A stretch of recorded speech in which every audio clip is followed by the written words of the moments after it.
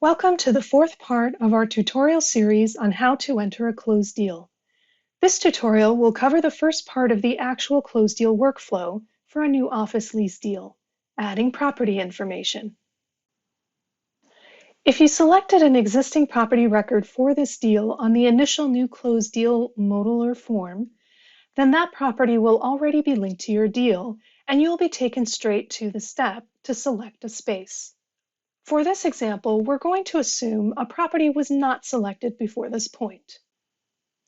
On the Select a Property tab, you can search the existing property database by any combination of the fields on this form. When searching by street address, we recommend starting with less detail, such as just the street name without the address number or direction, and then adding more detail as needed to narrow down your results. This way, you won't accidentally miss your property because of a minor difference in spelling or punctuation. If there are any matching results, you'll see them listed below. Hovering your mouse over each item in the list will give you more information about that property, so you can be sure you're selecting the right one. Click anywhere on the row to select that property. If you don't see the property you're looking for in the list, click on the option to create a new property. Lease and sale comp types must have a property, so you'll see here that the option to continue without a property isn't available. Click Save and Continue to move on to the next step.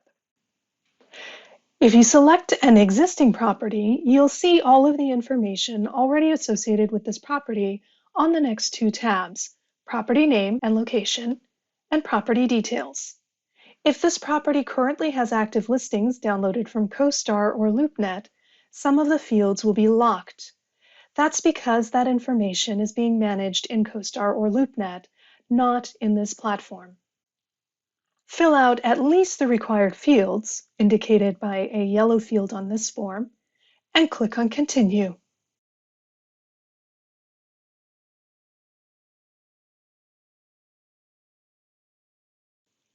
The Property Details form has a lot of fields for entering all of the property attributes. Most of them are under collapsed sections to make it easier to skip to only those sections that are relevant to this property. Click on a section name to expand it. Alternatively, you can click on the Expand All option at the top of the form to see all of the available fields.